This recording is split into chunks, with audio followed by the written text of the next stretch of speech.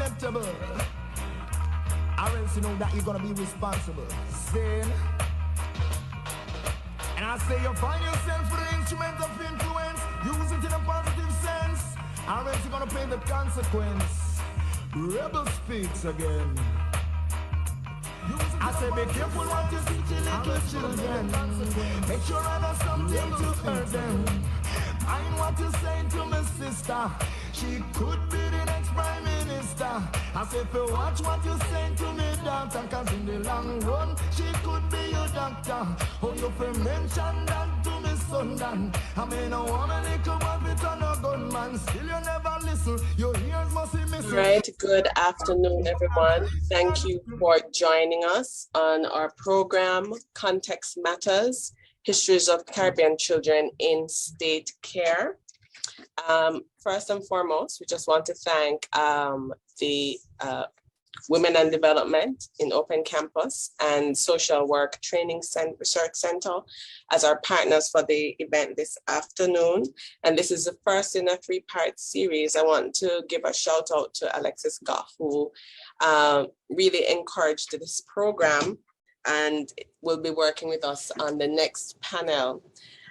So our program today really is part of a three-part series that will be looking at this work on children, Caribbean children, with specific reference to children in state care or children who are coming in contact with Caribbean states. The museum's responsibility is not just the history of the university in terms of its development, but also the kind of work that comes out of the university. And this is an area that's near and dear to all our hearts. And I'm grateful for the speakers today who will be participating in it. Our moderator is Dr. Dacia Leslie. She's Research Fellow and Chair of the Crime Prevention and Offender Management Research Cluster, hosted by the Sir Arthur Lewis Social and Institute of Social and Economic Studies, SALISES, at UWI Mona campus. She has over 10 years experience undertaking research and evaluation and is co-editor of Critical Caribbean Perspectives on Preventing Gender-Based Violence. Her non-commissioned research concentrates on the lived experiences of inmates, ex-prisoners, removed migrants, and their child dependents to the intersection of her research to the intersection of her teaching focus, which is on development studies with a specialization in monitoring and evaluation. Dr. Leslie, I'll hand over to you. Thank you so much, Dr. Roper, for that kind introduction. It is certainly an honor to moderate this important discussion centered on the importance of context and particularly the history of Caribbean children in state care, whilst in a way kind of spotlighting the valuable multidisciplinary research work that is being undertaken here at the University of the West Indies, the top ranking university in the Caribbean. So special welcome to all four panelists, all women who are experts in their field and who have kindly accepted the invitation to lead this discussion on the histories of Caribbean children in state care, which in some ways has received renewed public attention based on a recent open letter representing the collective efforts of Jamaicans for Justice, Stand Up for Jamaica, and the Jamaica Youth Advocacy Network. That letter, amongst other things, called for the government of Jamaica to reform the Child Care and Protection Act. So here to shed light on these and other important child rights issues, today we have Dr. Shani Roper, who you heard from earlier on, Sarita Buchanan, Professor Judy Meeks-Gardner, and Taitu Heron. So please allow me to tell you a little bit more about our panelists. Our first speaker, Dr. Shani Roper, is curator of the University of the West Indies Museum. Her work as a historian and museums professional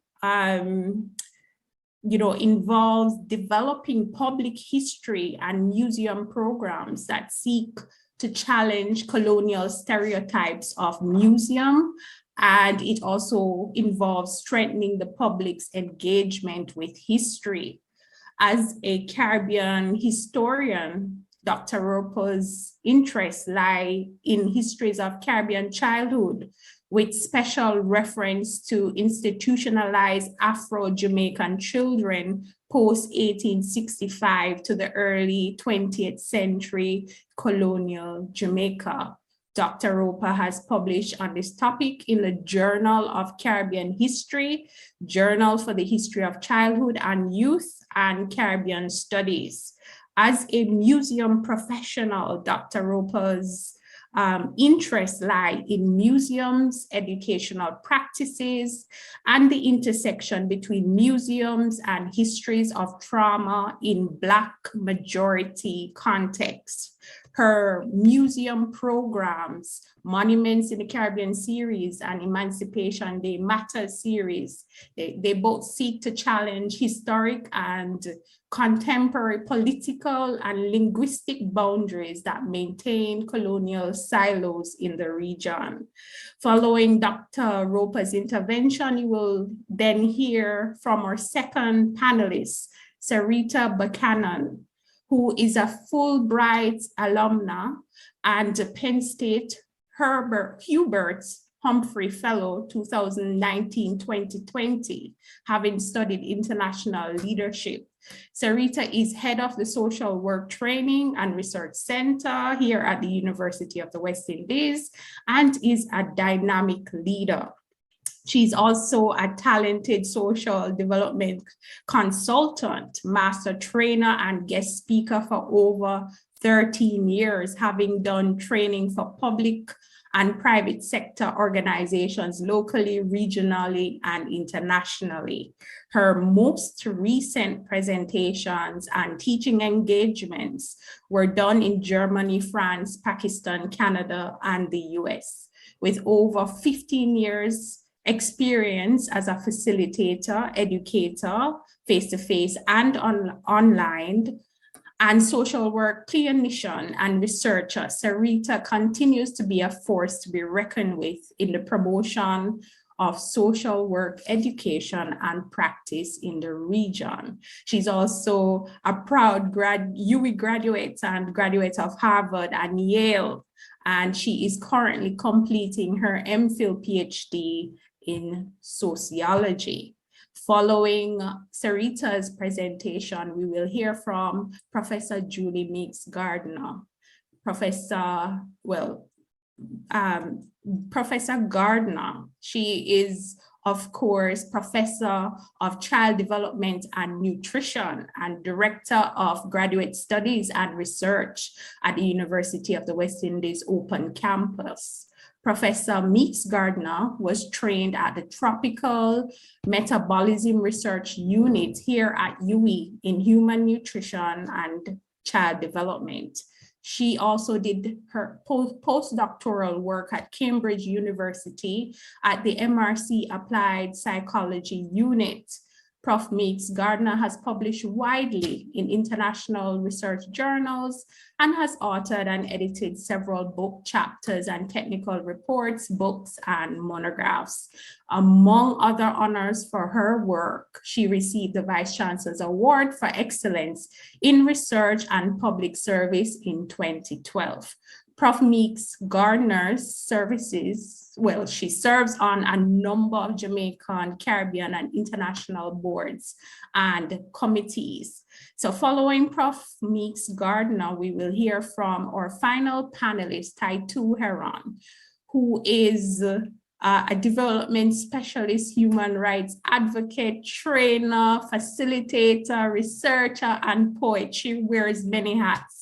She has been working as a development specialist, human rights activist, applied researcher, and poet since 2000, with specialization in the rights of women, children, and LGBTQ+ people, with the aim of centralizing dignity and human rights in development projects, programs, policies, and implementation frameworks here in the Caribbean region.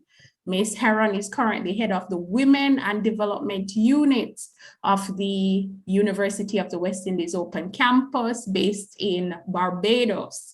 One's work involves inclusive, diverse, and right-centered community outreach, online learning, and technical partnerships in applied research, advocacy, and policy development, all of which are aimed at centering women and their families in Caribbean development. Taitu's professional experience spans academia, including work with civil society organizations such as We Change and Tambourine Army, Jamaica's civil service, including the PIOJ, and international development partners such as UNDP Jamaica. Taitu's academic interests include poetry, and her publications focus on the girl child, gender-based violence, and vulnerable populations, the quality of citizenship, the divine feminine, and sexual and reproductive health and justice in the Caribbean region. Ladies and gentlemen, these are your 4 panelists. Each panelist will present in the order that they have been introduced. And so without further ado, I will now hand the platform over to Dr. Roper, our first presenter. Thank you very much, Dr. Lacey. I'm going to just share my screen. No problem. All right.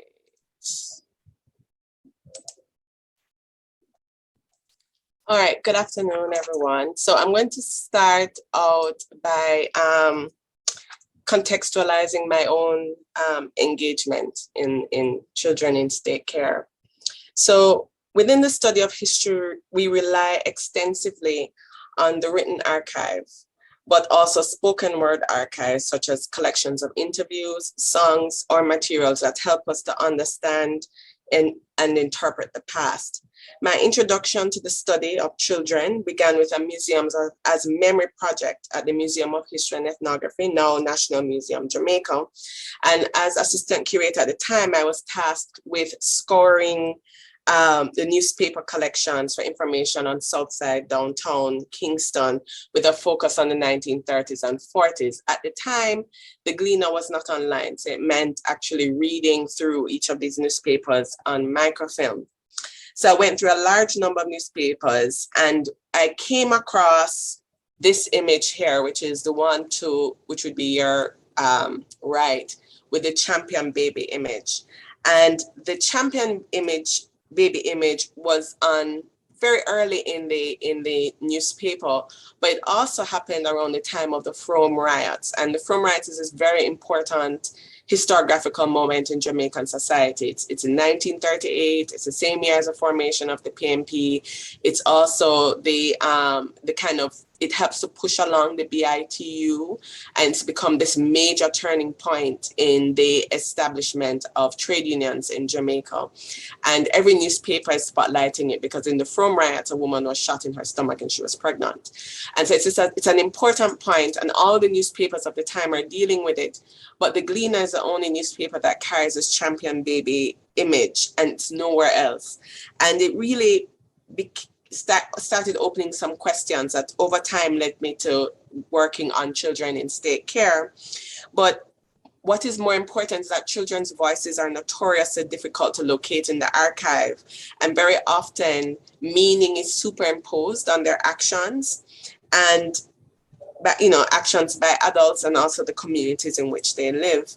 And any historical study of childhood, which is very nascent, there are not a lot of studies on the histories of childhood in the English-speaking Caribbean, upends our understanding of what childhood is and who has a right of access to be a child. And it really centers Black children's childhood, which is both a site of being and a site of contestation. So to understand the history of the institutionalization of Jamaican children as a policy approach, we must begin to understand what children meant at the post-emancipation period. And so this study, this kind of presentation is really just snapshotting a few areas between 1838, which is the date of emancipation, and 1938, which is a 100-year period in which Jamaican society, Caribbean societies of the British Caribbean, English-speaking Caribbean, are undergoing significant change. And so the approach to managing children who came in contact with the law is really about children, the value of children's labor after emancipation, and the struggle around who gets to control children's labor. So post-emancipation Jamaican society is a very contested space where those who formerly enslaved Africans sought to consolidate their wealth and in the transition from enslaved to paid labor, while at the same time control the movement of labor, because remember, enslavement is about controlling movement as well. However, they sought to pass legislation and continue their intervention in all areas of Afro-Jamaican lives. And this was very much contextualized in arguments about the inadequacy of Black family structures, more specifically the fact that they weren't getting married. Also in terms of their capacity to take care of and shape their children into moral beings and useful, productive laborers. And so they argued that Jamaican parents, Black parents, were not capable of doing this. But at the same time, Jamaican parents actually refused them access to their children. And so this general discussion around immorality and especially illegitimacy shaped discussions and shaped the ways in which children's lives were affected in their engagement with local government administrations, the police, and the courts. So what we are clear on in the historiography is that childhood is contested, the Black family is contested. And if you want to read more about the history of post-emancipation Black Jamaican families, I would recommend Jenny Jemott's Ties That Bind, which was published in 2015. So how do we find children in this particular archive? The most visible children during this time, which is 1838 to 1938, are Black children. And the newspapers regularly reported on the behavior of children in the streets and in the courts. Words such as motherless, parentless, and illegitimate were bandied about with great frequency. And so the passage of the Industrial Schools Act of 1857 and its subsequent amendments provided an option for dealing with children who were brought before the courts. The law established that reformatories and industrial schools were the ideal institutions to care for children between the ages of 5 and 16 years found begging, orphaned, abandoned, wandering in the public without evidence of familial and community support. And throughout the 19th century, other Caribbean islands such as Antigua, Barbados, and British Guyana opened similar institutions and passed variations of the same law to institutionize children brought before the courts as an alternative to being incarcerated in prisons. So in Jamaica in 1857, 2 institutions were opened. And I want you to understand that this is actually major, because before then, children were either going through, were being incarcerated in prison, or they followed their parents into poor relief almshouses at the time. So there was really no structured approach to handling children who were brought before the courts. And they ended up a lot in front of the Petty Sessions Court, for example. And the other issue that you need to recognize is that there are no records, there are no court records. So the court records don't make the trek from the court to the Jamaica archives. So a lot of the children that I'm reflecting on here are actually located in the administrative records, where the colonial secretary, the attorney general, and all those persons are discussing the legislation, discussing the children, and making decisions based on what they're seeing coming from the industrial school. So when both institutions were opened in 1857 and 1858 in Kingston, which is the Kingston and St. Andrew Reformatories for girls and the St. George's Home and Reformatory for boys in 1858, both emphasized moral education and industry. And I want to just unpack that. Moral education is really just going to church and getting Bible study. And industry is really working. So they are growing cotton, they're growing food, they're taking in laundry to wash, and the work that they're doing is supposed to cover the cost of their maintenance in these institutions. When both institutions fell into financial difficulty in 1869, they were consolidated and moved to Fort Charge, which is an abandoned military post in Stony Hill, and it's now the site of the Stony Hill Heart Academy. So after 1869, the institutions expand significantly, and Jamaica is different from all the Caribbean islands, because in most Caribbean islands, the colonial administration can only afford to maintain one institution. And so they chose between maintaining a poorhouse as opposed to an industrial school. So for example, in St. Vincent, they didn't have an industrial school during this period. They opened a poorhouse, and that poorhouse dealt a lot with children who were destitute. In Barbados, they opened an industrial school for boys first, and then the industrial school for girls came in later. But Barbados actually opted to do, in this period, opted to flog as opposed to institutionalize. So we'll come to some more discussion about that.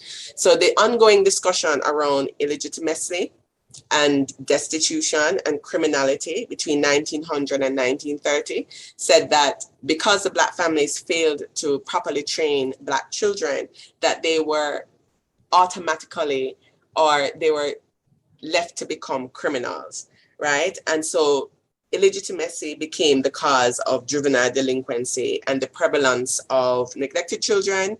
And they also then further linked it to predial larceny, right?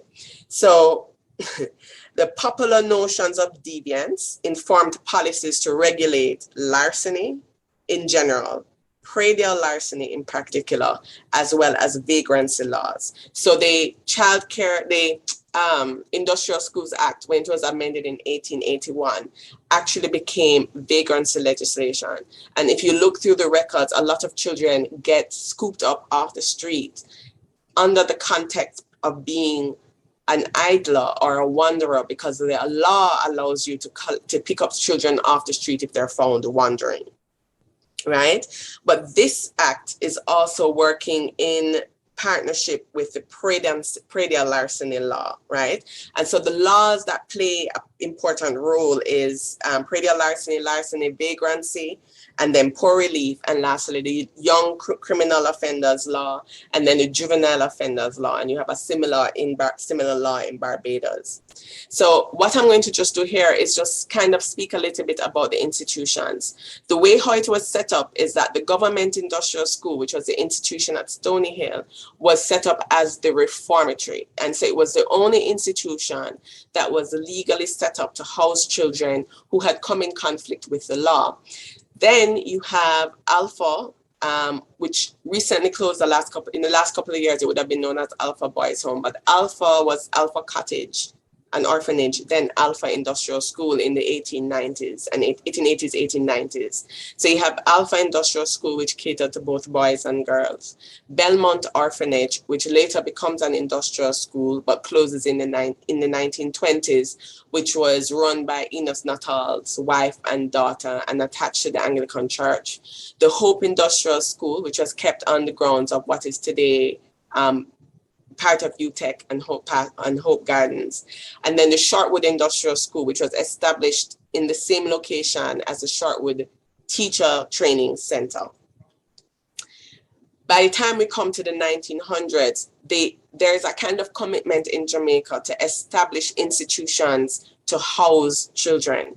And actually the industrial school law actually allows the government to fund institutions that are willing to establish themselves as orphanages.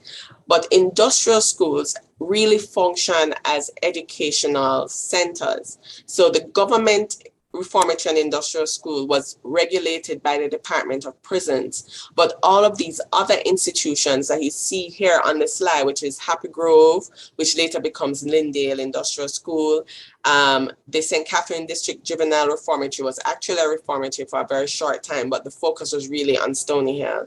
Broughton Home for boys, Manning's Home for destitute children. The Rio Cobre home, which is now the Juvenile Rehabilitation Center in St. Catherine, actually started out as an orphanage for children of World War I soldiers from the Caribbean.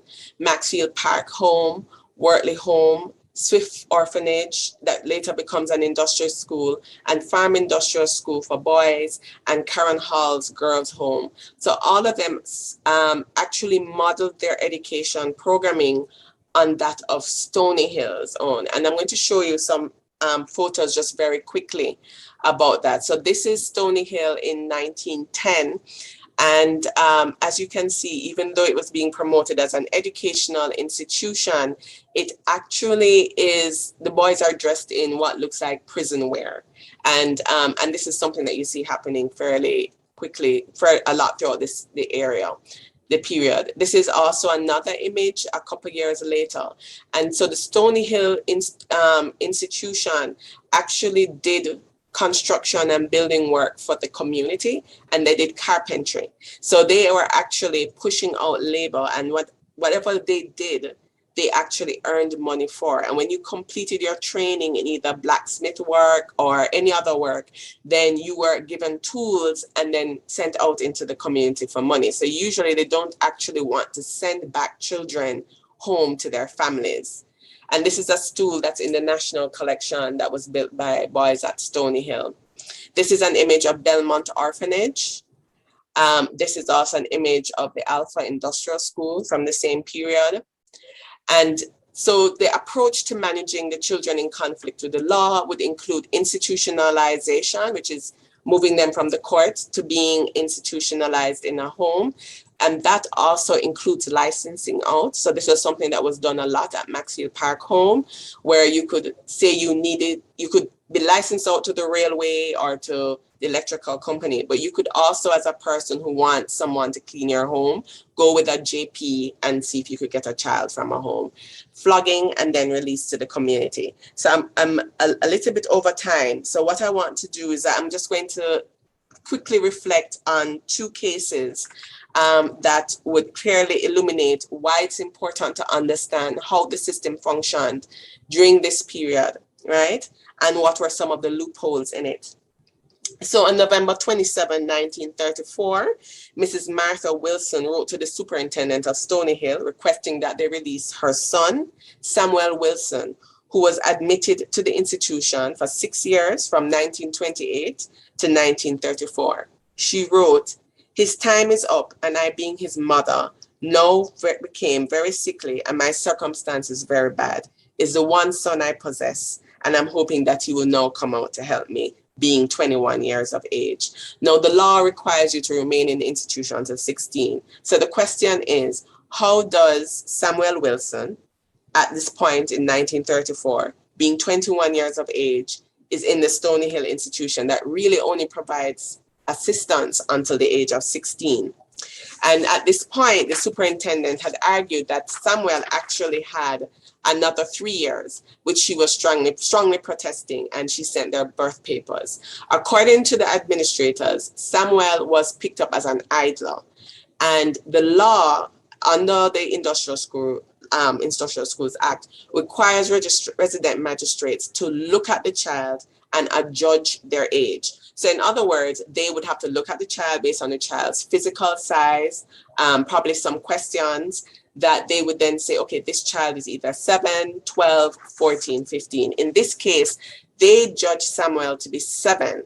And at the point that she's writing, he's 13, according to the industrial school. And they argue he's doing very well at blacksmithery, so we don't necessarily want to release him. She sends his birth paper to say, my child will be 24 in 3 years. They actually, at no point do they actually write in the correspondence that they question Samuel, but it becomes clear that even with a doctor's assessment, that he was actually over 16 years of age and was a healthy man that could be released. And it begs the question about what's happening in the institution itself. The second issue is around a case of Herbert Reed, who was put into the Farm Industrial School in St. James. Herbert Reed was arrested for larceny, and he was adjudged to be the age of 10. He was caught red-handed and he confessed to his crimes, and he was put into the farm school on the basis that the judge, Bittnell, had said that he was adjudged him to be less than 10. But the farm school is an education institution that was not supposed to house children who were considered criminal. And Herbert Reed was one of 5 boys who had been admitted to the farm school, who had committed crimes, including predial larceny. And rather than flogging them, they had been adjudged to be going to that school because the school was in the parish and they were convicted in the parish of St. James. The court then required, the legal body said, okay, well, they can't stay there. The only school that can house criminal children is Stony Hill. And even though Stony Hill is now called an industrial school, it's still a prison. And so therefore we can't have them in that institution, because we also cannot afford to have children with criminal tendencies licensed out to respectable people. While they're having this debate, Herbert Reed runs away from the farm industrial school. So the conversation is null and void, and they're not necessarily able to catch him. But what is important is that for the bulk of the children in this system, so I'm showing here a 1934 table and the kinds of crimes that children would have been convicted of. However, majority of the children in the system were destitute. They weren't criminal. And the difference between a child who's been convicted of a crime and a child who is put in because they're considered poor or abandoned or wandering is that their funding. So one of the issues with Herbert Reed is that the government had to reimburse the farm industrial school so that for the cost of their maintenance, because children who are in conflict with the law are also supposed to be maintained from the General Treasury. Now, in summary or in conclusion, a lot of these things are very spotlighted. You can only encounter small histories of children in conflict with the law, because the archive is very disjointed, right? And we don't get access to court records. But when we engage these histories, they really require us to read the archive differently. They also require us to have a better understanding of class and race divisions in Caribbean societies. We better understand the impact of legislation and lived experiences. How does this work in reality?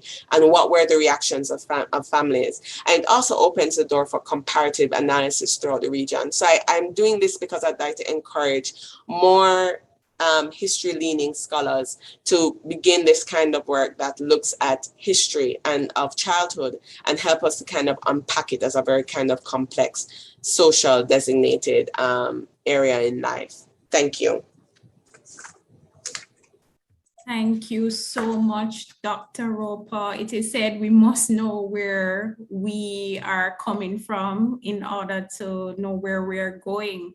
And you have certainly demonstrated that with your references to the setup of the industrial schools and general historical approaches to children, controlling children who come into conflict with the law. Indeed, to successfully uninstitutionalize children in the care of the contemporary state, we must first understand what children meant during the post-emancipation period. So thank you so much, Dr. Roper. We will now turn the discussion to Ms. Sarita Buchanan, who is the head of the Social Work Training Research Center at the UWI Open Campus. Ms. Buchanan, the platform is now yours. Thank you so much, Dr. Leslie. And very interesting presentation, Dr. Roper. It aligns quite nicely with what I will speak about. I think I need a host privilege to be able to share my screen. So I'm asking for that right now, please. Try again, Sarita. Okay, thank you.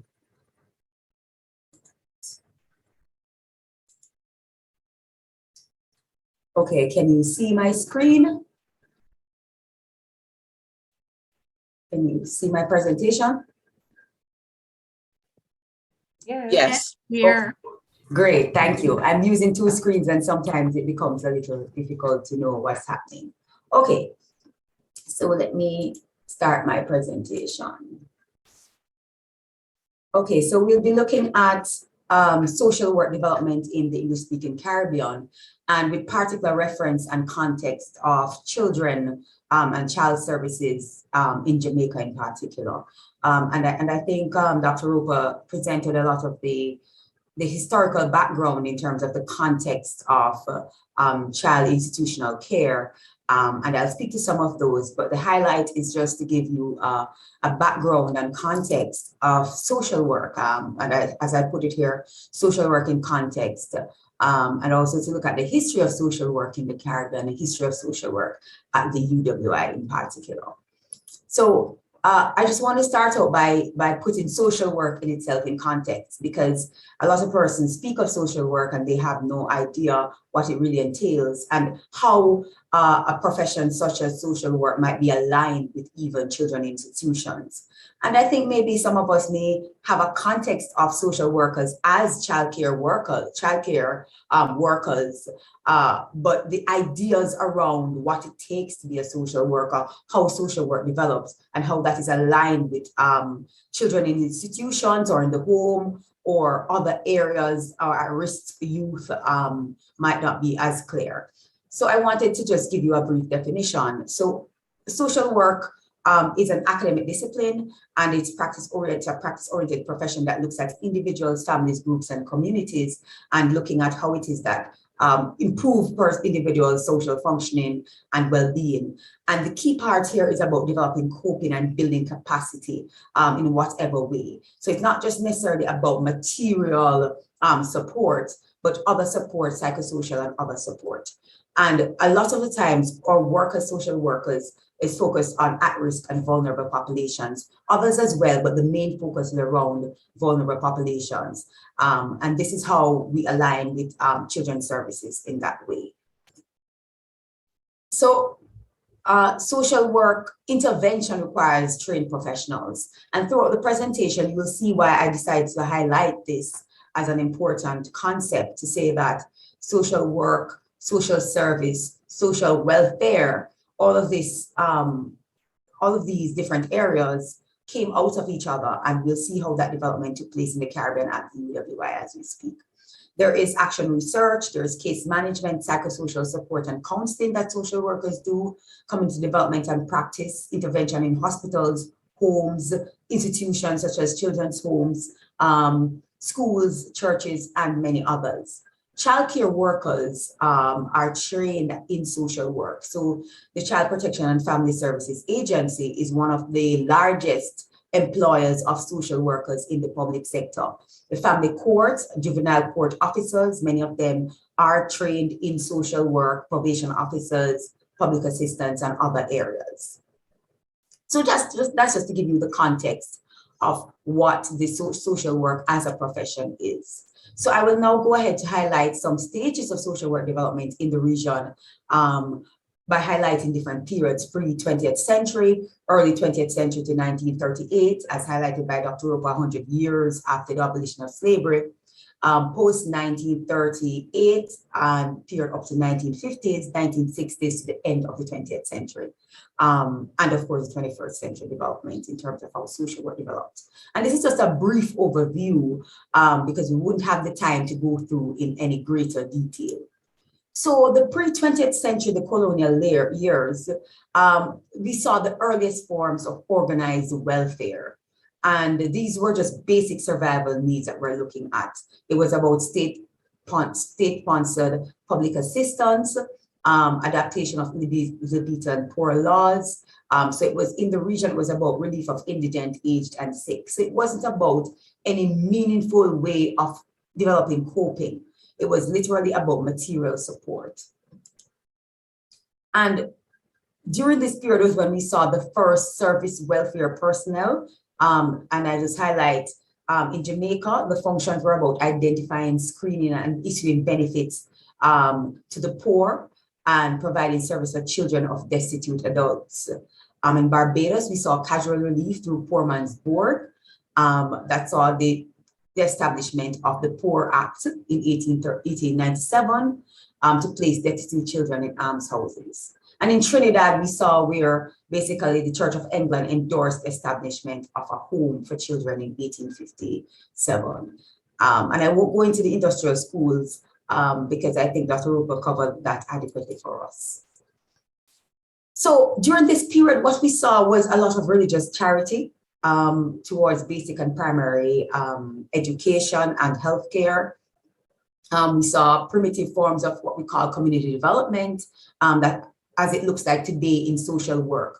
And I like to call it community support because the type of work that we saw at that time was not around developing the communities in any meaningful way to be able to be self-reliant. It was more just providing support in the form of missionaries giving settlement houses, and they were establishing free villages. There was the earlier forms of self-initiatives through benevolent societies and burial schemes, which is some form of basic form of social insurance. So the philosophy in this time was about material support and custodial arrangement. It was about developing coping or building capacity of individuals, groups, or families. Early 20th century, there was no appreciation of the need for trained professionals. So what we saw was a commitment to social welfare service and voluntary activities, particularly to the church and other organizations. And it was about acting on your social conscience, that level of, okay, I'm trying to be a good neighbor in that sense. The services for children that we saw during this period were in Jamaica. We had, for example, 1916, the Child Welfare Association of Jamaica. In Trinidad, we saw the Baby Welfare League and group of social workers in 1920s that initiated a school meal service and later daycare, nurseries, hostels for working girls, and build women and elderly care, blind women and elderly women. Barbados, in 1920s, we saw the first baby league clinic, looking at child and nutrition programs and creche for working mothers. Post 1938 into the 1950s, and I think a lot of us will be familiar with the Moyne Commission, where in the region we had a lot of social conditions that led to a lot of unrest and labor unrest, social protests. And what we saw was, because social welfare in that period was basically looking at material support. So you were hungry, you were fed. If you lacked housing, you were provided basic housing. And it was to the most vulnerable.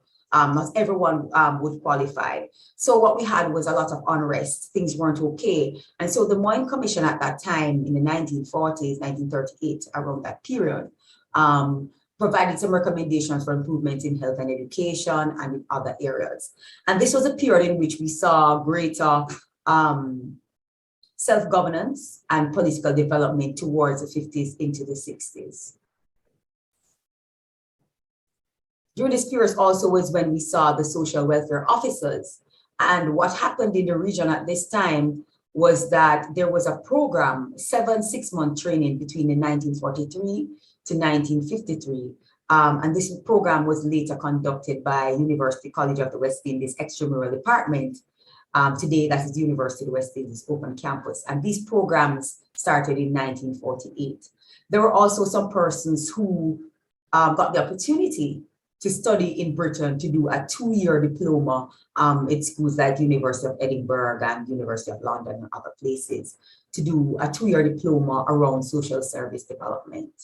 And there was also a noted greater development in child services towards things like child protection services in Jamaica in 1951, adoption services. 1975, we saw juvenile court system improvement with the establishment of family courts in 2 municipalities that looked out for the needs and the concerns of children. Barbados, there was a new comprehensive social welfare department and other development around childcare boards and other responsibilities for daycare centers. In Trinidad, we saw similar things, such as the Nurses Association, National Council for Voluntary Associations for Childcare in 1970. and of course, the Child Guidance Clinic in the 1960s.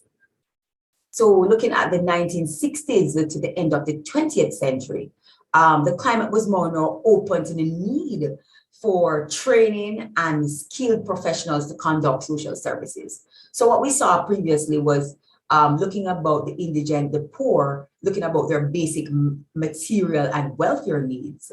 And so in this period, there was a greater sense and appreciation for how it is that you work with individuals, not just to be able to provide for their physical need, but also to support their levels of coping, to support their levels of development, psychological, social, emotional needs.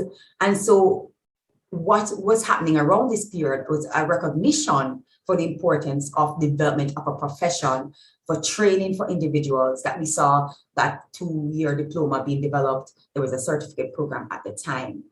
Now, there was also development of professional associations across the region.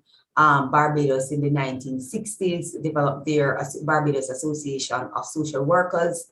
In Jamaica, the Association of Social Workers started in 1968.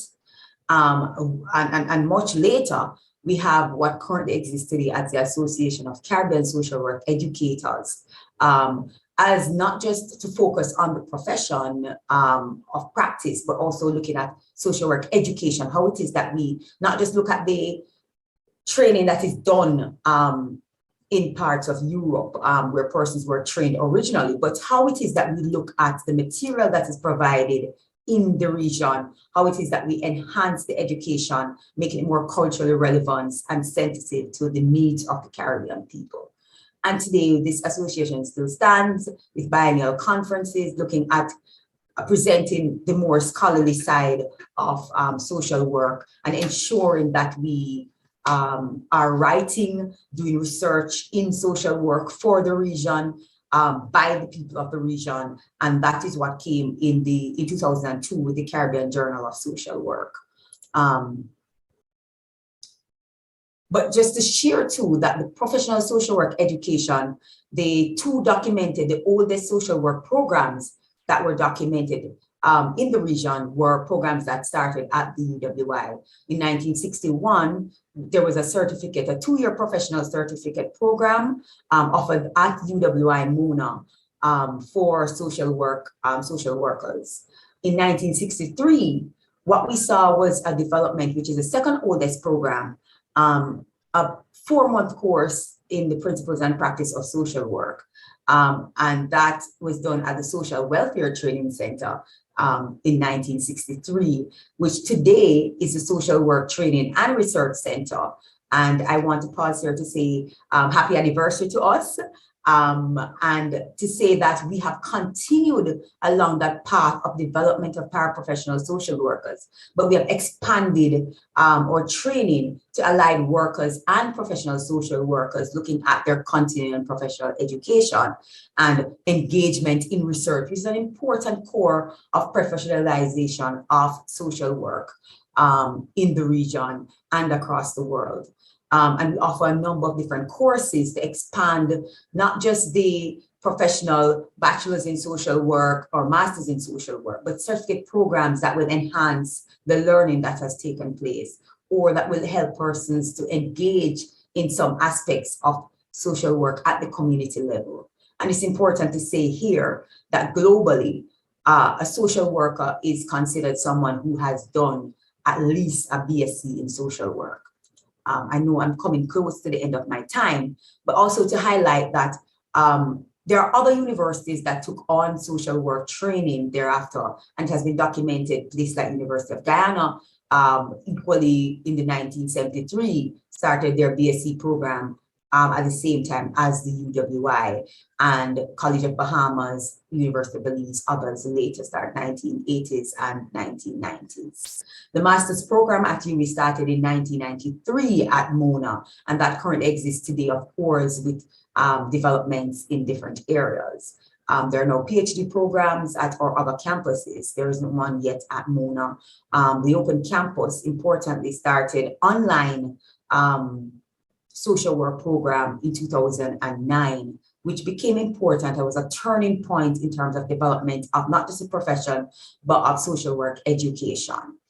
And of course, throughout the period, what has been done is this internationalization of social work education. So realizing that this is a global profession, it requires certain skills, knowledge, and research practice, but that in the region, there are nuances and different things to ensure that our education is culturally relevant and sensitive to diversity. So we definitely look at global standards of education as a document that has been created by the International Association of Social Workers, with collaboration with all the different regions across the world. But we are ensuring that our programs in the region are looking after the needs, not just of our children, but other clients that we serve on a daily basis. And ensuring that also that we're training students for a global market and understanding that social work is one of those professions that, even though it started out of this element of volunteerism and a sense of civic pride, that social workers are transported all across the world. So we have to ensure that we are aligned with our global standards of social work. And I mentioned the Caribbean Journal of Social Work was an important thing. Started in 2002, continues today, and or volume 14 was actually published online for the first time, and we're now in the process of producing volume 15. And I should say that the Social Work Training and Research Center, in collaboration with the UWI MONA, and UWI, well, not just MONA, but the UWI in particular, Sociology, Psychology, and Social Work unit, produced this journal. And so every year, we are moving towards every year, but we offer this journal every 2 years. And we are ensuring that we have scholarly work of social work professionals and practitioners that are enhancing the scholarship and the work that we do. So social work education is focused more on teaching the skills to work with vulnerable populations, including children. Issues around assessment, intervention, problem solving models, teaching students how to be able to engage, and practitioners how to be able to do that. Issues around social justice, identity, trauma-informed practice, all of that is highlighted in the social work training and many other areas. So throughout the 21st century, there have been efforts to continue to promote professionalization, to maintain relevance and recognition, and the ideology that we are not volunteers, we are actual trained professionals, which is a constant battle in some different aspects in society. There are professional codes of ethics, specific to the Caribbean. Jamaica in particular published their code of ethics in 2012.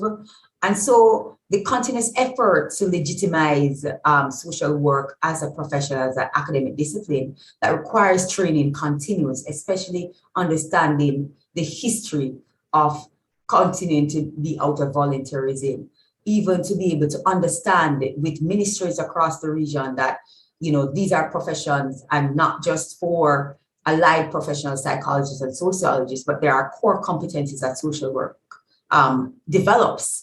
That sort of ecological perspective where we're connecting organizations with the communities, connecting communities. And so that sort of linkage becomes very important, not just about counseling, but being able to meet people where they are and enhance their competencies, enhance their coping and their social functioning. So where do we go from here? Social work has evolved greatly over the number of years that I've highlighted briefly. Online social work education has taken off, especially with COVID. We've seen a lot of universities move into this particular mode of operating social work. There's a lot of discourse around how do we ensure that the practice is legitimate if we are going to be online, and there's a lot of discourse in that area. But we're moving to things like simulated practice experience. How do we teach professions such as social work in a simulated environment?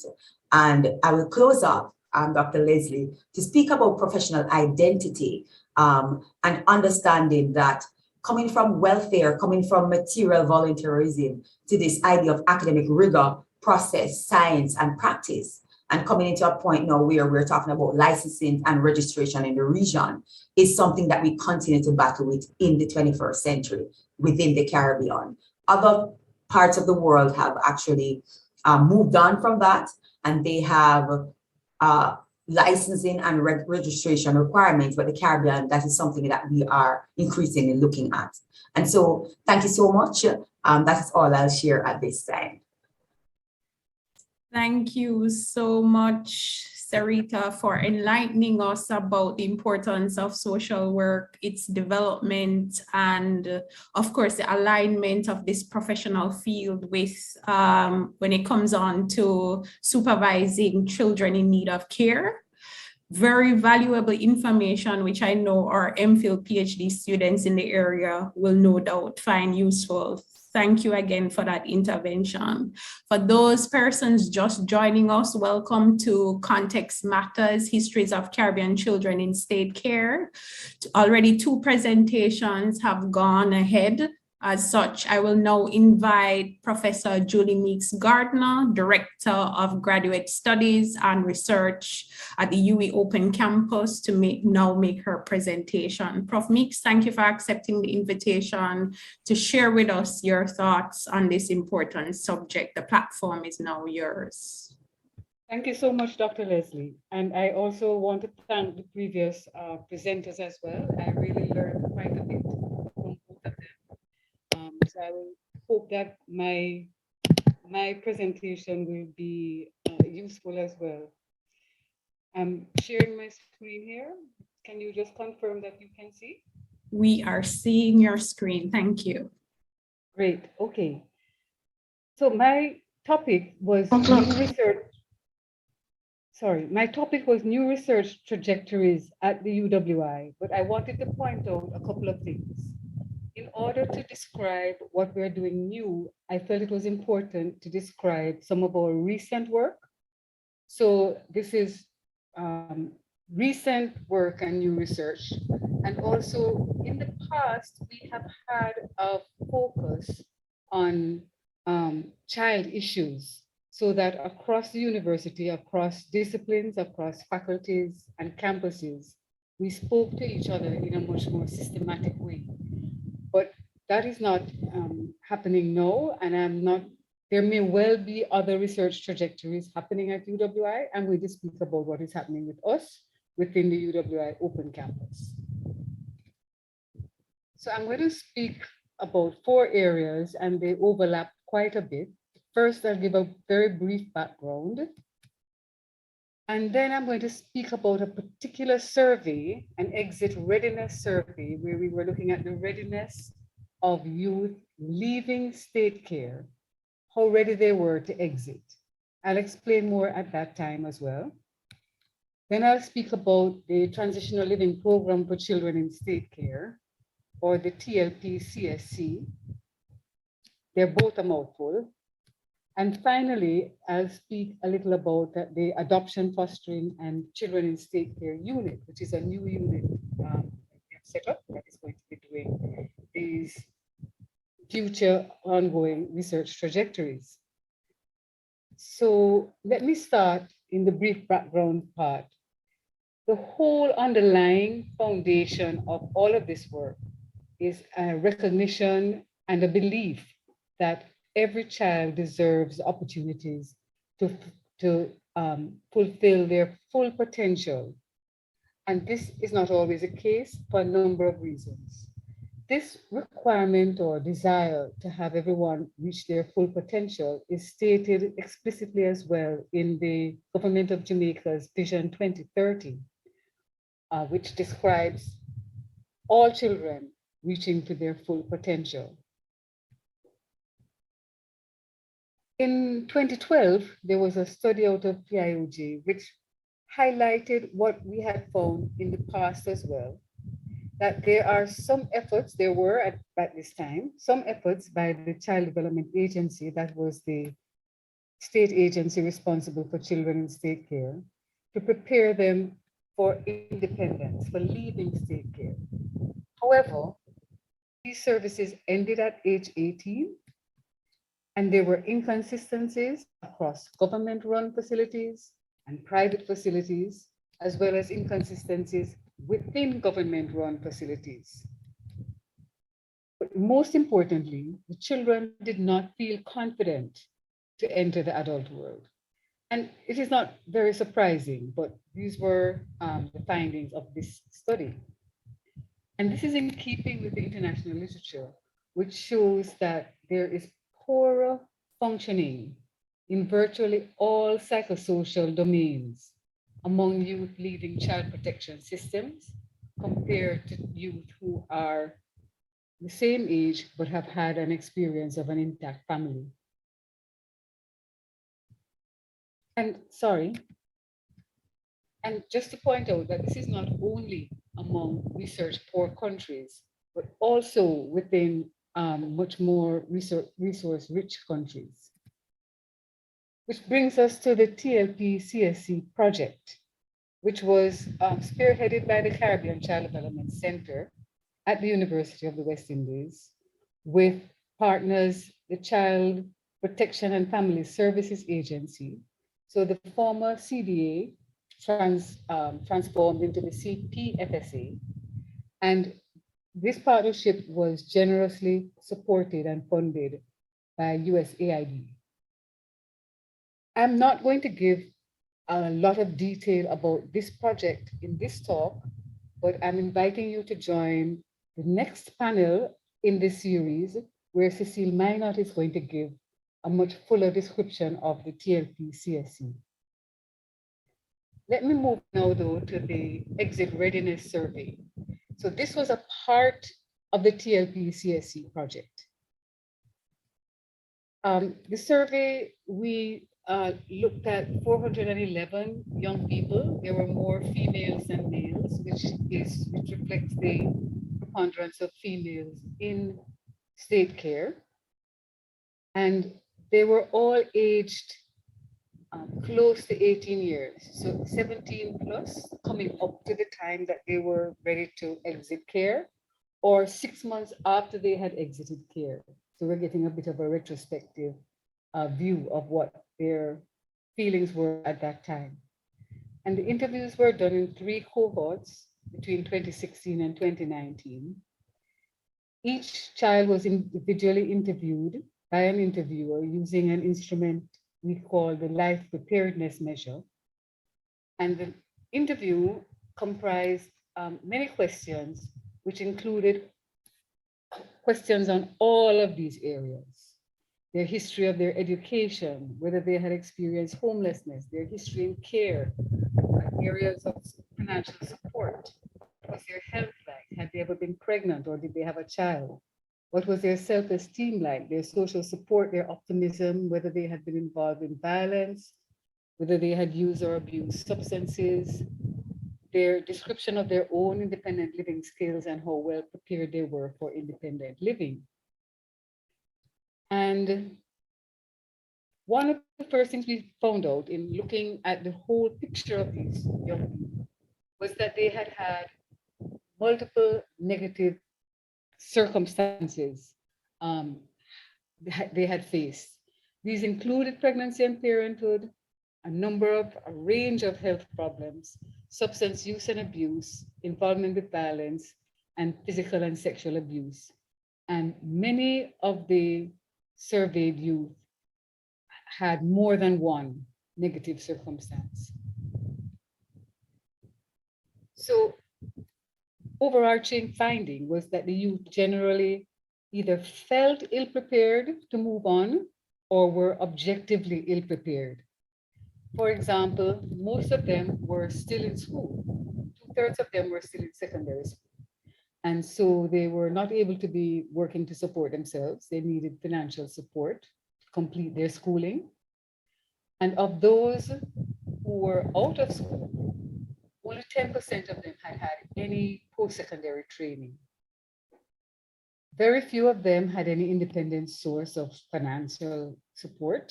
So either they had a job or were involved in some entrepreneurial activity to bring in a little money. And very interestingly, most of them felt ill-prepared to handle life tasks. Tasks like, finding somewhere to live, getting a job, creating a budget, all of these things that I have given as examples here. So that brings us then to the project itself. So the exit readiness survey was a part of the project. Overarching goals of the project were to improve the transition to independent living for youth leaving state care and to reduce the effects of risk factors associated with low skills development, inadequate life skills, and poor self-image. So those were the overarching goals. This was a quite a large project carried out over several years. It was over 5 years. And it was contained in multiple components as listed here. We trained trainers in life skills coaching. We actually ensured that life skills coaching was undertaken with the young people. We provided starter kits with some essential necessities to starting out on your own. We organized vocational skills training opportunities. We organized employment opportunities. We constructed transitional housing complexes, a large one to accommodate 40 girls, which was built from scratch, and a smaller one to hold 12 youth. We provided mentoring. I have already described the exit readiness. We are undertaking a longitudinal study to see, having been in care, what are your long-term outcomes, this longitudinal study. We provided scholarships for tertiary education, and we strengthened the institutional capacity of the CPFSA in a number of ways. Again, I'm not going into a lot of detail about these, but I would first just like to thank the team, including sitting beside me is Sarita Buchanan. Thanks, Sarita. This is a picture of our team from the UWI, all our CCDC partners, as well as from the CPFSA and other Government of Jamaica personnel who helped us with the project. So just a few photos to show you, give you an idea of the scope of some of the things we did. These were mentors and youth interviewing each other to look at fit. There is a picture of the TLP coordinator interacting with participants during some entrepreneurship training. Here, one of the directors from USAID is presenting a starter kit to one of our mothers who graduated with skills training. And this is the groundbreaking for the larger of the two apartment complexes. And I showed this picture just to show you that it is the Honorable, Right Honorable Portia Simpson Miller, former Prime Minister, who was then Prime Minister, who was breaking ground, and beside her is her Minister of Youth, Honorable Lisa Hanna, because they were the administration in charge at the time of the groundbreaking. Here is the smaller of the two complexes, apartment complexes that we were completed. And here is the handover of one of the 4 buses which the project provided to the CPFSA. And you will notice that we have a different Minister of Education, Youth and Information, the Honorable Favour Williams, in the new administration by this time. So that is some of our recent work, and it set the stage for our future trajectories, our ongoing trajectory, which is an adoption, fostering, and children in state care unit. And if somebody can suggest a tidier title, I'd be most grateful. As everyone knows, informal adoption, also called child shifting, is an established pattern of Caribbean family life. I'm sure many of you have been in families where this informal adoption, temporary fostering, not formal, child shifting, particularly among and within families, has occurred, certainly my own. Adoption in Jamaica was formalized and legalized with the Adoption of Children Act in 1958. But in the over 60 years since then, there have actually been very few data on adoption policy and practice. So practices are not informed by empirical data. they are informed by a premise that decisions are taken, quote, in the best interest of the child, unquote. In the best interest of the child is a very subjective premise, and some different people will decide that different things are in the best interest of the child or not. So it is very important that we have a much more data-driven policy and practice amongst adoption, fostering, and among children in state care. In fact, adopting children is still very common and is also still quite seriously encouraged. This adopt a child and how to go about this. This is this week's Gleaner. So we have quite a range of Gleaner articles in today's panel, from historical to present. Oh, sorry, that's my time. So I'm almost there. So in 2021, there was a CAPRI report, CAPRI being the Caribbean Policy and Research Institute, which highlighted that Jamaica does not have a robust governance structure to coordinate and oversee the effective management of state care programs for children. And in yet another panel of this series, you will hear details of this CAPRI report. But in order to provide the information that we have established is missing, we formed a new unit, that's the Adoption, Fostering, and Children in State Care Unit, and it is within the Caribbean Child Development Center of the Open Campus.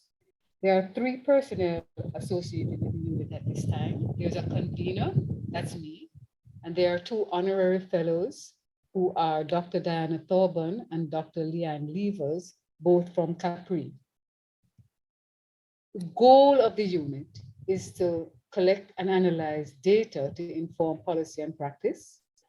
And we're not limiting this to Jamaica, but it is in fact for the entire English-speaking Caribbean, which is the remit of the UWI and in particular of the Open Campus, and also to lobby and advocate for reform.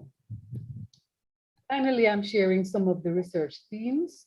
We identified over 40 research themes that we would like to that we feel that this unit could address, and some of them are presented here, such as the philosophy, legal framework, and institutional structure underlying adoption, fostering, and children in state care, attitudes to formal and informal adoption, stigma related to all of these, including being in state care, the demand for and availability of adoptable children, dynamics within foster families, and so on. These just to give you an idea of where we're hoping to take our research. If you have any ideas, if you would like to be involved or help in any way, please get in touch. We would love to hear from you. Thank you so much. Back to you. Thank you so much, Professor Julie Meeks Gardner, for sharing with us new research trajectories within the UWI Open Campus vis-a-vis children in state care, including the Transitional Living Program for Children in State Care project. A whole lot of work is being done or currently underway. And so I'd like to just use this opportunity to congratulate the UWI Open Campus for the remarkable work that is being done in this area. I certainly found interesting but not surprising the finding from the readiness survey that you were either they generally felt ill prepared or they were objectively so. I certainly have a follow-up question which I will pose after Taitu Heron, head of 1 at the UWI Open Campus, has presented. So welcome again, ladies and gentlemen. We had 3 presentations. You just heard from Professor Julie Meeks Gardner, and I'm now going to hand the platform over to Taitu Heron to make her presentation. Thank you very much. I appreciated listening to everyone. It also means that it makes my presentation a little easier. There are some things I won't need to repeat. I appreciate in particular the historical context that Dr. Roper gave, talking about children in state care, and also the research by Professor Meeks and my colleague Sarita looking at the social work profession and the extent to which it has contributed to creating a cadre of professions that work in childcare. So it definitely sets a wonderful context for what I'm going to speak about. My presentation is going to lean a little heavily on looking at the law, a socio-legal analysis in a sense, and also to point in that direction, because I believe those are the direction that not only will give us a sense of how much more research is required, but also gives us a sense of where the infractions and the transgressions are occurring in the state institutions that govern childcare or children in conflict with the law, as well as the areas in which I would argue advocacy needs to happen. So my presentation is called When the Law is a Shackle, Children in State Care in Contemporary Barbados. I want to just start out with overview of state care of children in Barbados, but because Shani did a significant amount of it looking at Jamaica, and it actually doesn't differ that much in terms of the context, I'm just going to pay attention to what the patterns of colonial hauntings and looking at the history of it. So state care of children in Barbados began in the 1900s in response to the fragmentation of families in the immediate post-emancipation era, and also we had free children who had nowhere to go. It also developed in response to, because they had some children who didn't have anywhere to go, of managing what was deemed as truant behavior, deviant behavior of Negro children who strayed from home or who ran in conflict with the law or who had no abiding residence.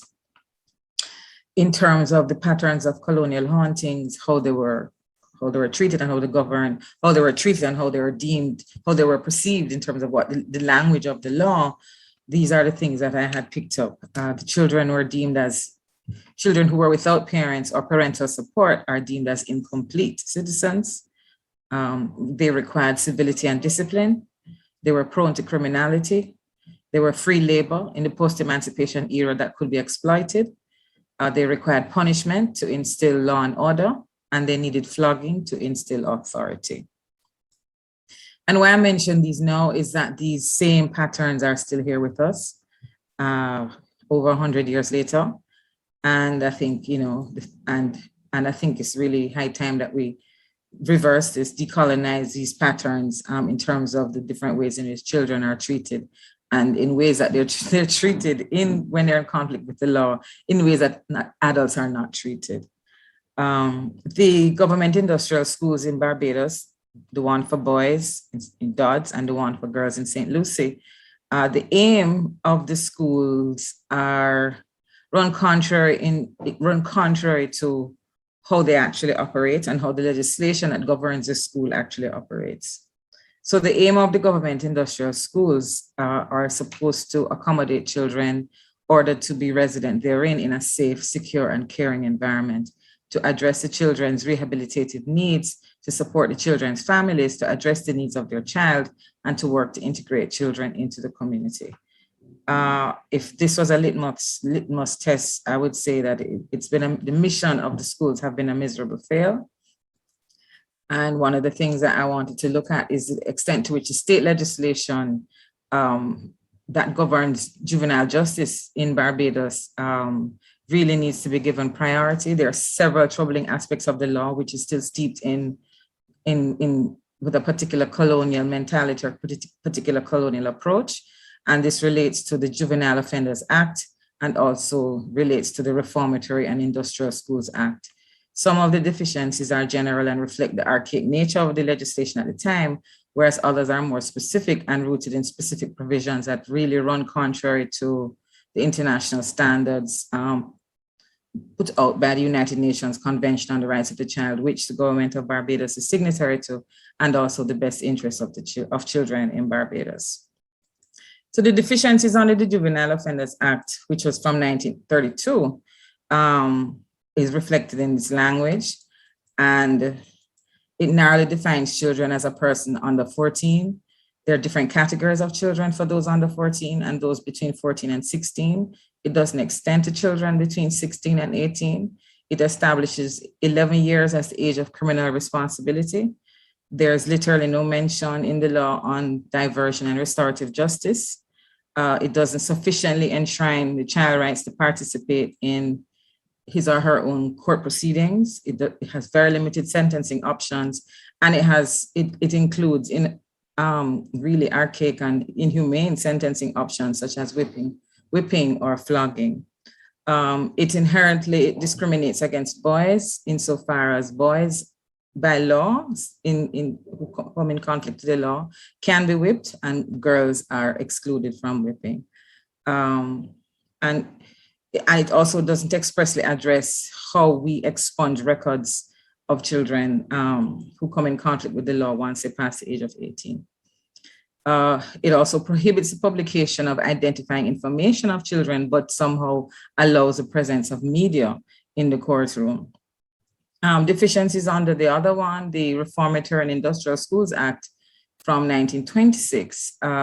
It has a very, very strong punishment orientation as opposed to treatment and rehabilitation. It incorporates children in need of care and protection under a legislative scheme that is really still really quite punishment oriented. So that is a contradiction in and of itself. It can't be children who are in need of care and protection and then the response is punitive. Again, this one also allows for the whipping of boys that does not conform to the institutional rules and encourages criminalization and stigmatization of conduct that is more appropriately handled in a child protection legislative framework, but such as things like wandering, begging, being destitute, and so on, but yet it is criminalized. It creates a discriminatory and harmful sentencing provision to a minimum of 3 years, 3 years and a maximum of 5 years. And the power of the minister is supreme in this particular legislation, but heavily, heavily underutilized. I wanted to just share a minute, a couple of slides, if I can have sharing privilege for a brief moment. I'm sorry, I didn't mention it before. Try again, title. Yeah. Try now? Yes. All right then.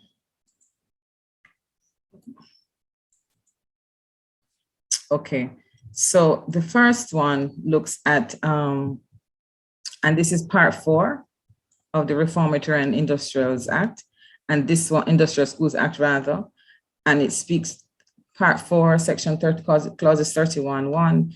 Any boy detained in a school who willfully neglects or willfully refuses to conform to the rules may, for every such offense, be ordered to by the principal to be whipped with a birch or tamarind rod or suitable cane, the punishment not to exceed 12 stripes in the case of a boy whose age does not exceed 16 years, and 24 stripes in the case of a boy who exceeds 16, or to be kept in solitary confinement for such period not exceeding 5 days, as the minister may by any regulation determine.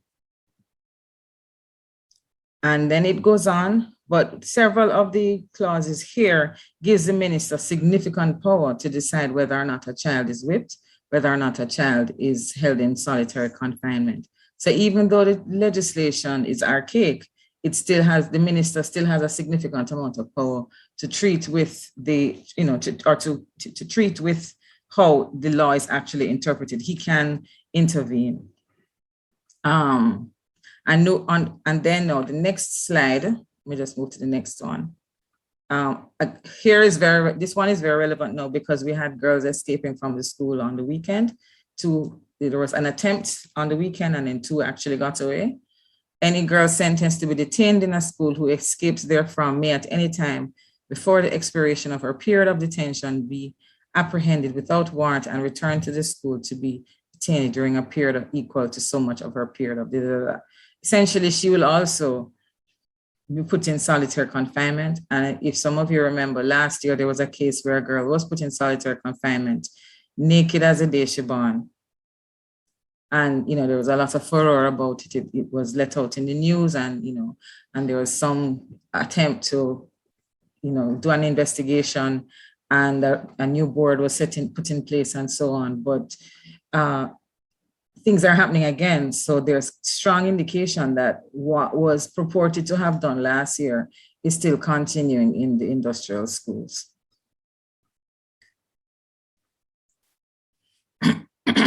I'm just going to leave this one, but one of the significant things that I found in looking at this piece of legislation from a layperson's point of view, again, is to point out the power of the minister. So the minister, even with the limitations of the law now, actually has a significant amount of power to prevent what is happening, or to ensure that the kind of encroachments that are happening on the dignity of the children do not actually happen. So I'll leave that there in terms of what I saw from that piece of legislation. I may go back to it in a minute, but let me just go back to the main presentation.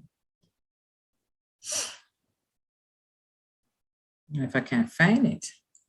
Oh, okay, here we go. Sorry about that. So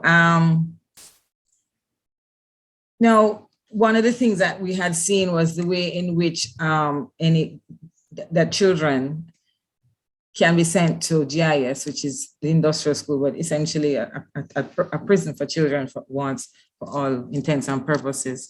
And they can be sent to the school for any of these conditions: found begging or receiving alms under the pretext of selling or offering sale, found wandering and not having any home or settled place of abode or proper guardianship, found destitute, either being an orphan or having a surviving parent who is undergoing imprisonment, frequenting the company of thieves, lodging, living, or residing with prostitutes, or in a house resided in or frequented by prostitutes, the daughter of a father who has been convicted of an offense, and being a girl living in circumstances calculated to cause, encourage, or favor prostitution.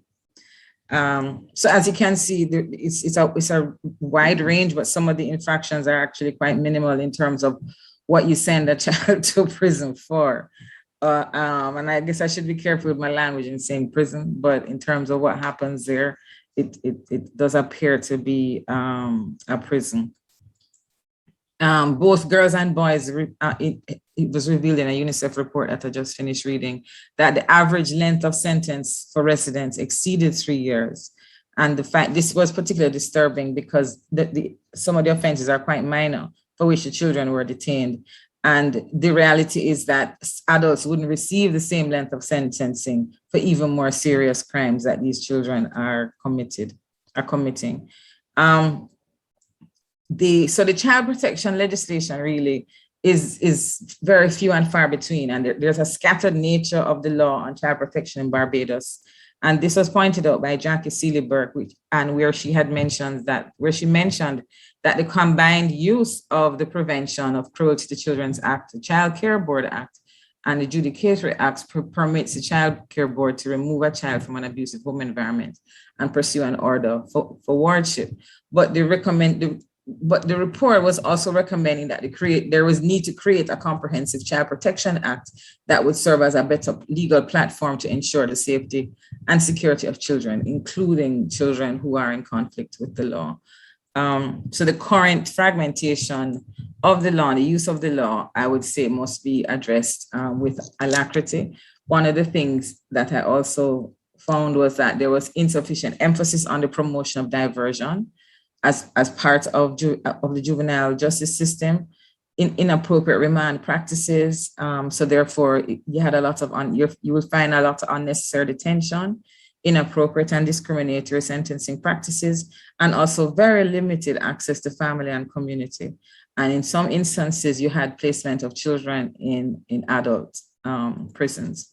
And in both the Juvenile Offenders Act and the Reformatory Industrial Schools Act, we could argue as outdated and also punishment oriented. The data, I don't know how much time I have, but the data, one of the things that we found with the data was quite a bit of a challenge to find. Some of the data that I found comes from reports from about 2000 and 2013, another one 2015, and another one 2017, or my bad, 2018. And in terms of looking at the arrests that were made, the majority of them were boys. Over the 3-year period, 2011 to 2013. And the common offense for boys was assault, and the common offense for girls was also assault in this particular case. But when we're looking at other types of offenses, which were as much as 43% in 2012, were causing a disturbance, wandering, and 602 of them were only remands, for instance. They were just remands. And there are higher number of males than females for all of the 5 years, whereas the male remands were doubling those of the women. I can get more heavily into the data, but one of the things that I wanted to point out was the minor nature of the offenses, causing a disturbance, possession of cannabis, wandering, and they'll be sent to the government industrial schools for 3 to 5 years, rather than having a diversion program such as community service or community sentence, nothing like that, really. So I wanted to, one of the things that this really points out to me is the extent to which the children suffer from the extent, from the outdated legislation, and the lawyers that are coming up and having to work with the legislation really don't have a lot of room to creatively come up with alternative sentencing. So there's an extent to which the response of the state is very different from the state accepting responsibility for care and protection of children, including those who are in conflict with the law. And what we see is that the patterns of our colonial hauntings continue in terms of how children are treated in the system and at the school. So the state has a tendency to respond when something goes wrong and it gets to the media. So you may have had a child care board being set up, but some of the institutions have been slow to act when it comes to legal reform, as well as institutional restructuring and overhaul. Commissioned reports were done at the request of the government, and recommendations were made in terms of the kind of institutional restructuring that would be required from as far back as 2013. And yet we haven't really seen any kind of movement or action with alacrity, with urgency that is really required. It's not the first time that persons have escaped and it has reached the media. Just last week, as I said before, it has happened again. And what is happening is that despite the established international standards and the Convention on the Rights of the Child that the Barbados government has signed on to, there is a serious gap between what they have signed on to and what occurs on the ground and what occurs in terms of domestic legislation. Another quick thing I wanted to close off with is looking at the importance of legal representation for children, and how that also is a serious gap in terms of what is seen as a policy of prioritizing legal representation of minors and the actual implementation of that. There was a UNICEF report in 2016 looking at juvenile justice, and the vast majority of the children that were at the government industrial schools did not have legal representation. And most of the children at GIS at the time didn't even know that legal aid existed. So the lack of legal representation for children has serious implications for vulnerable children, we could argue, who are alleged to have committed offenses. And we can look at, some of them would be the inaccessibility of legal representation at the stage of charging, no representation for children charged with things like wandering or refractory behavior, compromised access to justice. So there's no assistance for bail hearings, there's no assistance for guilty pleas, and there's no assistance for sentencing. So they're pretty much left to the mercy of a magistrate, and the inadequate participation as well in the legal process. So there really doesn't seem to be an ethics of care or an ethics of seeing the humanity of children in a very general way, but in a very specific way when we're looking at children in conflict with the law. And similar to other countries in the Caribbean, the juvenile justice system is very, very weak and unable to significantly benefit children in conflict with the law. And it has been described as not working in the interests of either the individual children or the society from which they've come and which they're expected to return. So you will find that one of the things that there are several things that I found when we're looking at the actual system on a whole, but is that there is very poor assessment and management of the special needs of juveniles. Little or no aftercare services such as counseling, psychosocial support, rehabilitation, very limited diversion programs that would provide educational opportunities so that when they leave, they actually have subjects. The use of corporal punishment was normalized. It was actually an integral part of the system. There's a lack of coordination between existing services. And of course, as I mentioned before, the antiquated nature of the legal framework. So what it means is that the system really cannot work as it should. It's not child-centered. I'm just going to quickly talk about how, because of how chronic the problem is, we could say the infractions and transgressions have been numerous over the years. And when I came here to Barbados in, say, 4 years ago, when I first heard about it, people were, the reports that I heard was that this is something that has been going on for decades. So while there may be pontifications that no abuse has occurred and that the reform is being made, unfortunately, the public perception says differently. And the public understanding of what has been occurring over the last few decades also tells a very different story from the utterings of the ministry that is responsible. And various civil society agencies have made efforts to engage with the Government Industrial School for Girls and Boys, and on more than one occasion, when they found that when they were made aware of injustices or they were made aware of cases of abuse, the programs were shut down. I can go into a bit detail, but I think I won't have enough time. But based on what I have here, there are at least 2 programs that were set up by civil society organizations and they were shut down.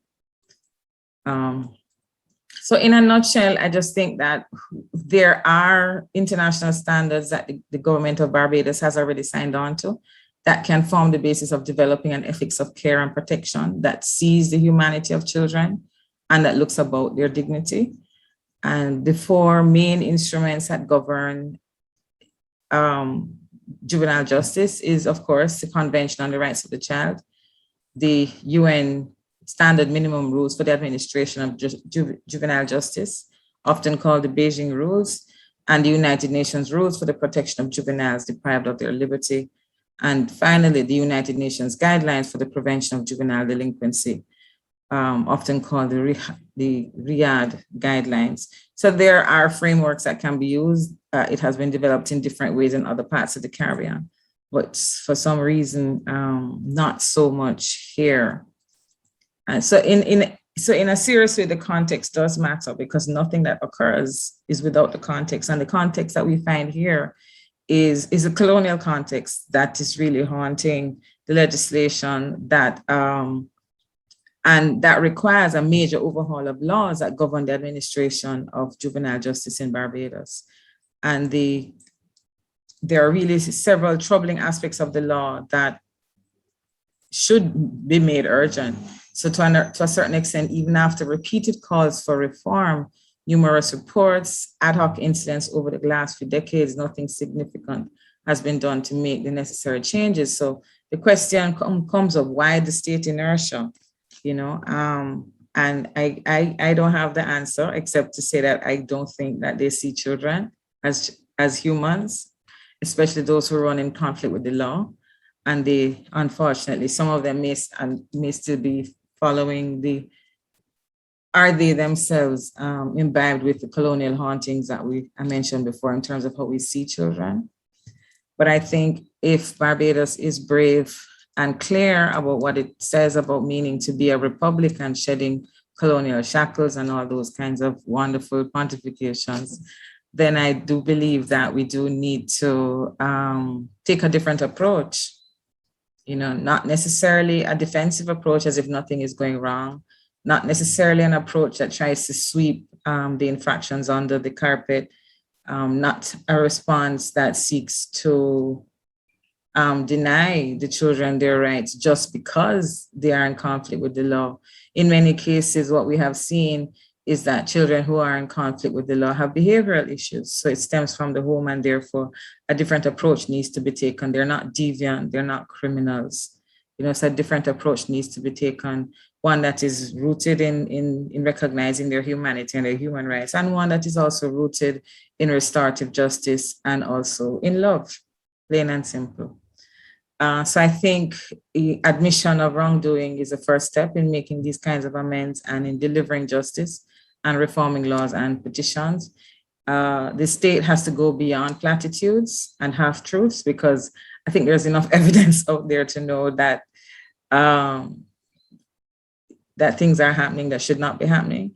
And quite a few children who have left the government industrial schools are now adults, and they're telling their stories.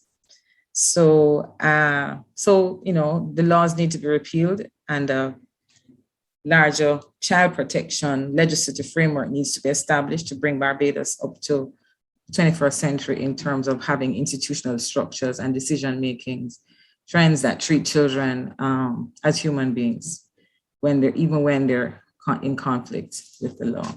So I'll leave it there. Thank you so much for listening. Okay, thanks so much, Taitu, for those sober reflections on recognizing the humanity of children who come into conflict with the law. Ladies and gentlemen, you just heard from Taitu Heron, head of the Women and Development Unit at the UWI Open Campus. She added socio-legal considerations to this pertinent discussion on context matters, histories of Caribbean children in state care, and particularly in the case of Barbados. Again, many thanks to all four presenters. You supplied us with very rich information. I'm sure my own students are gleaning from the insightful reflections shared. But at this time, I will use the opportunity to open the floor for about 10 minutes of questions and answers. I'm seeing in the chat here a question from Susan Goff for Taitu. Do you have information on the cost of running the industrial schools, anything like annual costs to keep a child in the facilities? I believe Suzanne is saying she's interested in this, in relation to what is spent on providing other interventions while keeping a child in a family situation. Some cost efficiency analysis Susan is alluding to here. All right, so Taitu, over to you. I'm sure there are budgets, but I've seen none, and getting official data is quite a challenge. So unfortunately, I don't have a good answer for Suzanne at all. Okay, all right. Thank you so much, Taitu, for responding to Suzanne. I see another question here from Gail Riley. And I suppose this can be thrown out to any of our panelists. Is there a mandatory provision for children appearing before courts in Barbados to have legal representation? You taking that one, Taitu? So no. That's one of the complaints. The legislation is old, so it's not mandatory. It's not mandatory. Unfortunately, which is crazy. Okay. Because remember, both acts that govern the industrial schools, one was in 1926 and the other one is 1932. So in terms of their conception of children back then, and that hasn't changed, because the entire child rights framework was developed in the post-independence era. So there's a stark difference in terms of how the law is operationalized and interpreted to the environment, the child rights legislative framework under which we are living now. Taito, I just want to add to that because Jamaica had a similar law, a juvenile offenders law. In fact, comparatively for the region, Jamaica and Barbados were on par up until the 1930s in terms of legislation for children in conflict of the law. And one of the issues in Barbados is that they flogged children at a higher rate than anywhere else in the Caribbean. So in Barbados, in 1 year in the 1920s, they had flogged over 900 boys. Whereas in Jamaica, the number of children institutionalized for conflict with the law was like 600-700, and we had only flogged probably 300 children, if that much, in terms of conflict with law. And when you start to put the population sizes together, in the 1930s, the total population of children in Jamaica was equivalent to the total population of people living in Barbados. And so Barbados was notorious for being behind the scenes, more punishment focused.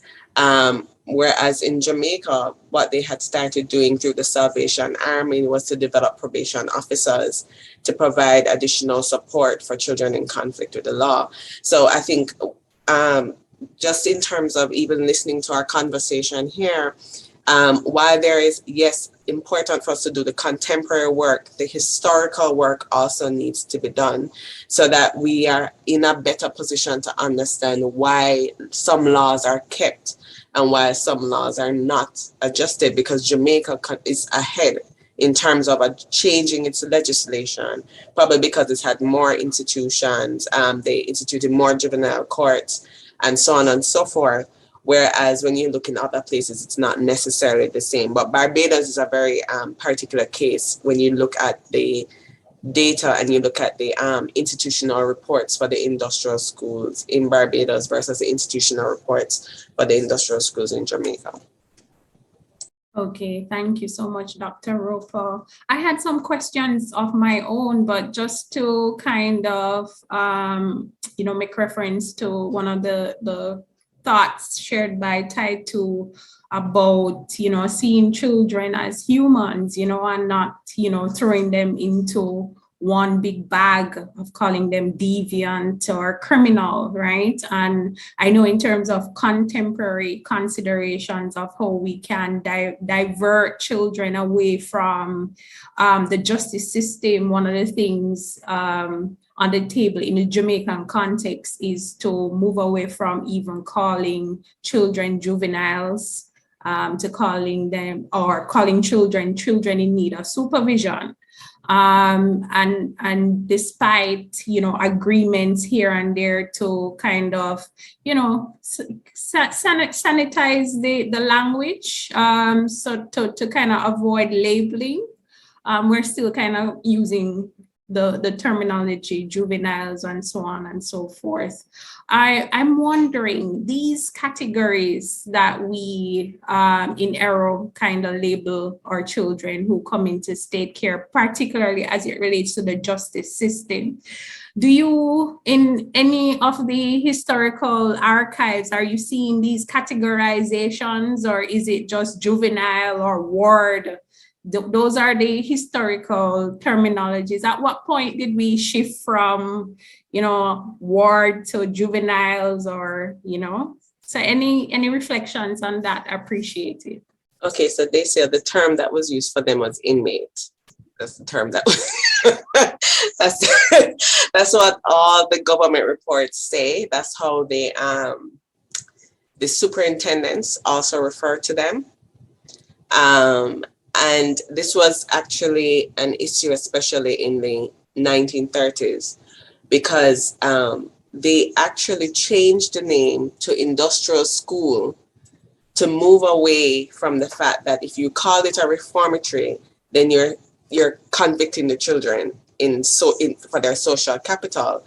And especially in Stony Hill, in the surrounding community, they refer to them as reformatory boys, even though the institution also held girls. And even today, Jamaicans still refer to the Rio Kobe Juvenile Rehabilitation Center as reformatory, right? It is actually in the social psyche, it's actually embedded. It's what we think in our subconscious deep down about children who end up in these institutions. And it's a very interesting tension because when they talk about inmates, the superintendents, especially for Stony Hill, kept saying, you know, we keep breaking them up into, we call them waifs and strays, and we keep breaking them up in this way.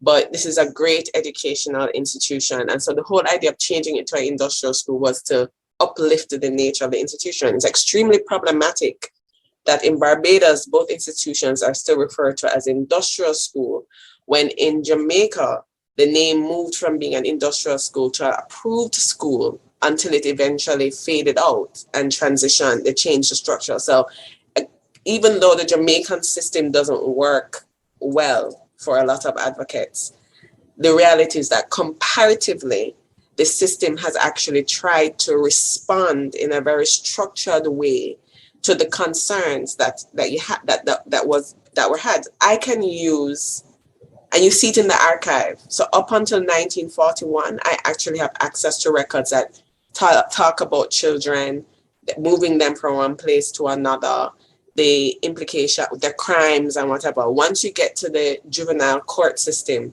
the information is no longer accessible. And so the ways in which the Jamaican state was responding to children in who are coming in contact with them is different. It's changing, and the archive itself is also changing. And so by the time you get to independence, that's not a record that you can go into the archive and pull out. So yeah. Very interesting. Just to encourage our Facebook viewers, you know, I know you have burning questions you want to ask our panelists. We just had an intervention here from Dr. Roper, who is letting us know that the historical name for what we call today, or who we call today, juveniles or children in need of supervision, you know, dedicated to the care of the Department of Correctional Services. The label was inmates, and some interestingly, we're thinking, oh, this is the postmodern civilized way of identifying persons in custody, right? So thank you so much, Dr. Roper, for clarifying that. It's very interesting stuff. I'm hoping that at some point in time you will do an edited collection on this to preserve or build this area of inquiry. It's certainly important to my criminology students, because we've been having discussions about issues raised by Professor Julie Meeks Gardner about the functionality of persons leaving state care, and then the risk of engaging in deviance upon release. So it's very interesting. We have a question from Althea McBean. She's asking, were the former approved schools in Jamaica the same as industrial schools in Barbados? And is the term uncontrollable used in Barbados or other countries as it is in Jamaica? Title, you want to take this one? I haven't seen it being used, uncontrollable. The most common phrase I've heard is deviant. Okay, thank you so much, Taitu, because I think one of the considerations here in Jamaica is, on one hand, there are efforts to divert children considered deviant or uncontrollable from the justice system. But on the other hand, there's a need for parental training. So you have parents who just want to, you know, hand the children over to the state. And it reminds me of Dr. Roper's presentation, which was kind of a contradiction, because here you had this woman, you know, trying to get her child out of the system. But because of administrative weaknesses or, you know, poor governance considerations, it was difficult. And there you have the child becoming institutionalized, and institutionalized in this context means that they adapt to the environment. And so at some point in time when they're released or they exit the environment, it might be hard for them to function properly, something that Professor Gardner touched on. But yes, it's a whole lot of work to be done. I have one comment. I wanted to see clarification, Dr. Roper, on your comment regarding the availability of the court records or archives. But then I remember in the contemporary context, they don't, because they don't want to, technically they don't give children a criminal record. And so what they do is destroy the records or it's alleged that they destroy the records once they leave the facilities. So, you know, if it is that they would end up in the correctional system later as adults, there is no reference point then to say that, oh, they would have been in a juvenile correctional center. Do you think that may explain the reason for the gaps in court records or the access issues? No, so the ways in which archives move, it is distinct prior to independence. It's different from how they function in the post-independence period. So in short, the records that are in Jamaica are records that deal with the daily functioning of the government, right? The ways in which the government structure was set up is that the children. So when I was doing my research, I was actually doing research on social welfare. And I went to the UK, got our records up to 1950s, came back to Jamaica and could only get records from the 1930s back into the 19th century. And once I started doing that research, what I realized is that children moved between poor relief, Department of Health, Department of Prisons, and now with the case of East Indian children, they would have moved from the Department of Immigration into all the general system after 1917. So those records, there's no law that says that you can't access these records, right? Because they're more than 50 years old. And so they're handwritten records just interspersed with government reports. It's when you're approaching independence that the system becomes more regulated and the government has a very clear idea about what records should be accessible and what records are not accessible. Outside of that, Jamaica actually has a problem with getting court records prior to independence from the courts into the system. So if you go to the Supreme Court library, they only do Supreme Court cases. I can't, comparatively, if you were to do this in the US or in the UK or in Europe, they're actually examining cases. You can't do that in the Caribbean. It's in the newspaper and the judge says, Amy, and the newspaper reporter says scrawny, skinny, starved, whatever, stole this, was found throwing stones, they cuss them parents and they remand them. And that's how the record is set up. So it's different. Once you're dealing with some time period before 1938, the record structure is different. And that's separate from post-independence record control. Okay, thank you so much for that clarification. I have a question for Prof. Meeks Gardner. Very interesting presentation. Again, I'm very happy to see the important work being done by the UWI Open Campus.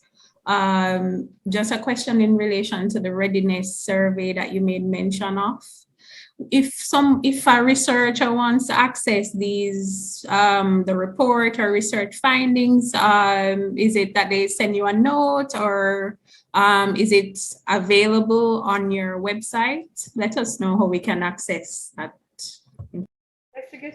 Best to get in touch with me.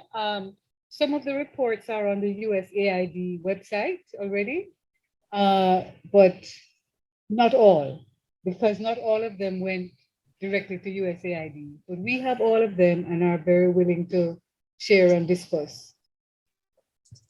Okay. I just add something very quickly to the discussion before, that when we were talking about the stigma and the reform and the reformatories and so on, there is also a conflation in the minds of a lot of the society that any child in care of the state is there because of bad behavior. The idea that they might be in care of the state because of a family situation or whatever doesn't occur. So that there's a stigma already. They don't want these children living near them. They don't want to hire them. They don't want to help them. And not that there should be a stigma against those who are in conflict with the law, but it is particularly unfortunate that children in care for other reasons are also facing this. I think it's something we can look at. Thank you. Thank you so much, Professor Meeks Garden. And as you speak, I think about persons who are going through the adoption system. And so again, it's those labels and categorizations. I have two more comments coming in. Tanya Chambers, she makes a comment that it's interesting that record keeping or access to court records diminished post-independence. The importance of judicial records management processes is coming out strongly, as is the importance of understanding what really occurs with children in the justice system. Any comments on that, Dr. Roper? I think, yes, I think that's an issue to be considered, but the reality is that there is an abundance of information. I do think that the kind of everyday life that happens in institutionalized settings, there's a rich amount of data. I mean, one of the important parts is that of it too is the ways in which the existence of children in poor relief and children in state care led to the development of social work. I mean, Edith Clark, who wrote My Mother Who Fathered Me, was the secretary of the Board of Supervision that did inspection of poor relief almshouses, poorhouses throughout the island. And she also went to Puerto Rico as part of her own kind of commitment to professionalizing social work. So I do think that there's these rich histories and legacies there for us, that there's a lot of data to look at post-emancipation. And yes, we could do more with the court records, but the reality is that these persons are also writing in the minute papers. And so you know exactly what they're thinking. You know, when they said, oh, we don't want these criminal children licensed out, they are very clear on around the moral capacity of the children, and they are very much committed to the belief that Black families, Black children especially, are in danger of not being useful citizens if they didn't take them from their families. So that's, yeah. Thank you, Dr. Roper. I see Tide 2, you have a comment. In relation to what Tanya Chambers had just asked, what I've seen here is the access is dependent on two things. One, whether or not the case is still in court. And if the case is still in court, you won't have access to any records until the case is finished. The second one is that a lot of the cases, the recording of the cases are still by hand. And therefore, you're going to have to get permission to go down there to see the forms and the minutes from the clerk of the court. And that in a nutshell is not the easiest thing to do. So the digitization of court records of the cases, even at the level of saying how many children, girls or boys, were remanded in a particular year, you're not going to get that in an annual report per se that is done on a computer as readily. A special request would have to be made. So in other territories, for instance, where you may have annual reports, even if they're delayed by 2 or 3 years, being made available to the public on websites. That's not the case here. So there's a gap between digitization of records from the court system and what a researcher or even someone may want to know about their past record, for instance. It's not, so it is a serious gap. Yeah. Okay, thanks, Taitu. Sarita, you want to follow up on that? Yes, I just wanted to make a point here that it is important in terms of access to records, but the sensitivity of some of the issues, we have to be mindful of the fact that the quantitative data about, okay, the number of cases, what the juvenile or the child at risk has been brought in for, all of those things are important information that we can garner. But the qualitative nature and sensitivity of some of the cases becomes important. And so we have to be careful when we speak about access to records. And as a social worker, and in terms of social work, one of the key things we talk about is ethics of practice. And so in terms of a court system, family court or juvenile court, where we have in Jamaica, and I understand that still exists, where we have social workers who attend court with the children, those type of issues have to be, and this is where the connection to social work is so important. I think sometimes, you know, I mean, we've been talking heavily about court system and juvenile justice, and many times people think attorneys and judges, but social workers are key part to this process. And I think even in Barbados, Taitu, that should be an important part of it. And so even in terms of that alignment with practice and the education system, I know the University of the West Indies in particular has been having a number of discussions about not just the way we practice social work and how we train students to be able to visit these areas and learn from the probation officers that are already working, but how it is that we actually teach social workers about basic things of advocacy.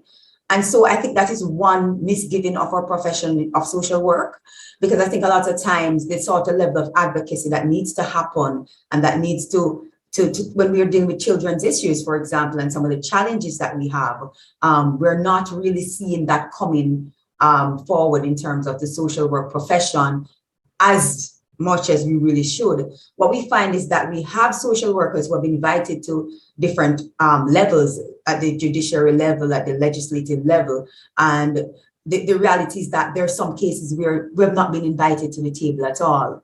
And so that in itself too, even in other areas, I'm sure it happens, but social workers are key to that process. The understanding of even governments to say, listen, it's not about voluntarism. It's not about, okay, we do gooders as social service, welfare workers, social workers. These are persons who are trained in particular areas and should be invited to the table to help with that sort of changes in legislation that we really need. And so I just wanted to make that point, well, a couple of points actually.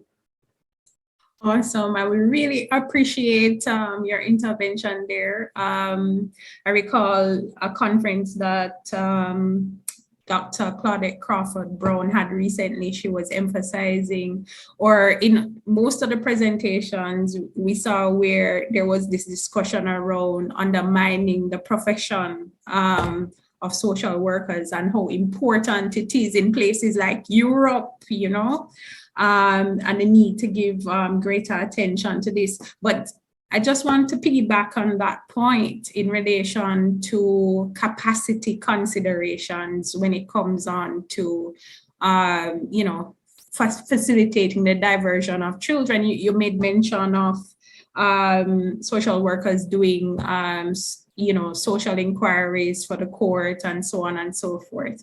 But do you have a general sense? I know UWI is striving to, you know, provide trained professionals out there, but we also recognize that there is a brain drain, and that, you know, whereas we may have social workers there in terms of ratio and service delivery quality, because of, you know, social workers out there are stretched, there might be some service delivery considerations that we also need to pay attention to. I wonder if, you know, this is something historical, of course, based on the nature of Caribbean societies, being close to having connections with the UK, US, and Canada. I know that brain drain is a historical feature, but to what extent do you think that there is a limited number of trained social workers out there to take care of some of the issues raised today?